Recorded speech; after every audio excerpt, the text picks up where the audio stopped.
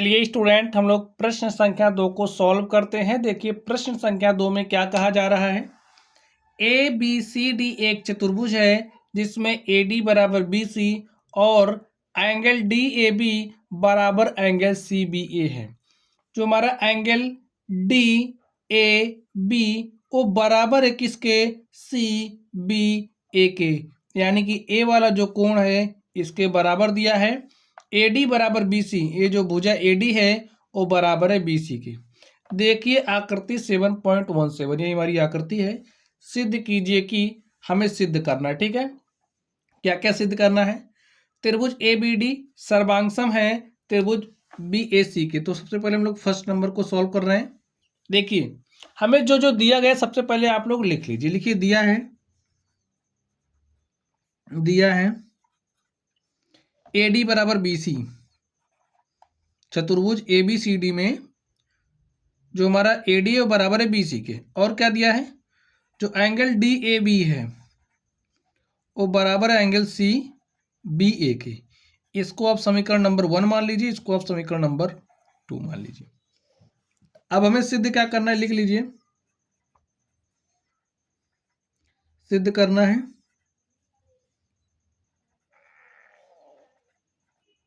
क्या सिद्ध करना है, त्रिभुज ए बी डी सर्वांगसम है त्रिभुज बी ए सी के। ठीक है, चलिए प्रमाण दे देते हैं। अब आप लोग ध्यान से देखिए, लिखिए त्रिभुज ए बी डी तथा त्रिभुज बी ए सी में, ए बी डी तथा त्रिभुज बी ए सी में आपको किस में देखना है, ए बी डी। समझ जाइए आप लोग अच्छे से किस में देखना है। देखिए ए बी डी, ये जो त्रिभुज बन रहा है इसमें, और किस में देखना है, त्रिभुज बी ए सी में। देखिए बी ए सी कहाँ है, बी ए सी, समझ गए। अब स्टूडेंट्स आप लोग इसमें ध्यान से देखिए, हमें क्या मिलेगा। जो हमारा ए डी है वो बराबर है बी सी के। ठीक है, तो लिखिए ए डी बराबर बी सी। हमने किस आधार पर लिखा, देखिए समीकरण 1 से।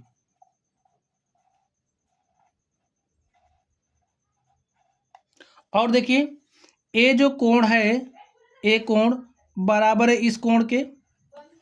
तो लिखिए जो हमारा एंगल डी ए बी है वो बराबर है किसके, डी ए बी हमारा बराबर है सी बी ए के। ठीक है, इसको हमने किस आधार से लिखा, समीकरण 2 में हमें दिया गया है ऐसा। अब स्टूडेंट्स आप लोग ध्यान से देखिए, ए जो भुजा ए बी है वो ए बी के बराबर ही होगा। अब आप कहोगे क्यों बराबर होगा, क्योंकि ये उभयनिष्ठ है। देखिए ए बी जो है वो हमारा त्रिभुज किस में है, त्रिभुज ए बी डी में है, त्रिभुज सी बी ए सी में भी है। तो ए बी क्या है, उभयनिष्ठ है, दोनों में है, तो भाई दोनों में तो बराबर ही होगा। लिखिए ए बी बराबर ए बी, ए बी बराबर ए बी, क्यों, चूंकि उभयनिष्ठ है।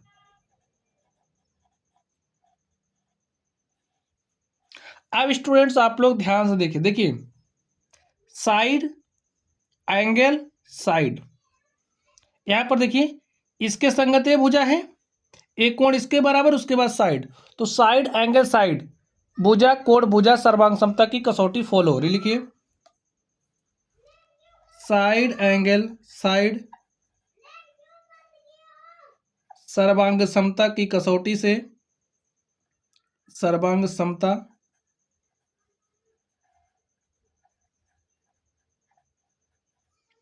की कसौटी से जो हमारा त्रिभुज है, त्रिभुज ए बी डी वो क्या है, सर्वांग सम किसके, बी ए सी के। स्टूडेंट यही हमें क्या करना था, प्रूव करना था, और ए हमारा क्या हो चुका है, प्रूव्ड हो चुका है। चलिए अब हम लोग दूसरे नंबर में ध्यान से देखते हैं, दूसरे नंबर में हमसे क्या पूछा जा रहा है। हमसे कहा जा रहा है दिखाना है कि बी डी बराबर ए सी, बी डी को ए सी के बराबर दिखाना। ये जो बी डी है वो बराबर ए सी के दिखाना। लिखिए जो हमारा बी डी है वो बराबर ए सी के होगा। अब आप कहोगे क्यों होगा, आपने कैसे लिख दिया, तो देखिए ये जो त्रिभुज है, त्रिभुज ए बी डी सर्वांगसम है किसके, बी ए सी के। तो बी डी यहाँ पर है, ए सी यहाँ पर है। ये जो त्रिभुज जो रेड कलर से आप देख रहे हो और जो आप ये ग्रीन कलर देख रहे हो, ये क्या है, सर्वांगसम है। और सर्वांगसम त्रिभुजों के संगत भाग बराबर होते हैं। संगत भाग कहने का मतलब देखिए बीसी के संगत एडी है, एबी के संगत तो एबी है ही, और भुजा एसी के संगत बीडी है, तो संगत भाग बराबर होते हैं ना। सर्वांगसम त्रिभुजों के संगत भाग बराबर होते हैं, बात आपको अपने जहन में उतार लेनी है। तो लिखिए बीडी बराबर एसी, हमने कैसे लिख दिया, लिखिए सर्वांगसम त्रिभुजों के संगत भाग बराबर होते हैं, ये बात आपको याद रखना है।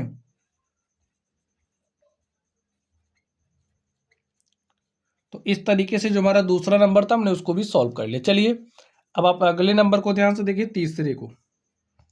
तीसरे नंबर में क्या दिखाना है, जो एंगल ए बी डी है बराबर है बी ए सी के। ए बी डी यानी कि इस वाले एंगल की बात कर रहा, देखिए ए बी डी यानी कि ए वाला जो एंगल है, एंगल ए बी डी बराबर किसके दिखाना, बी ए सी के, बी ए सी यानी कि ए वाला एंगल, ठीक है, बी ए सी।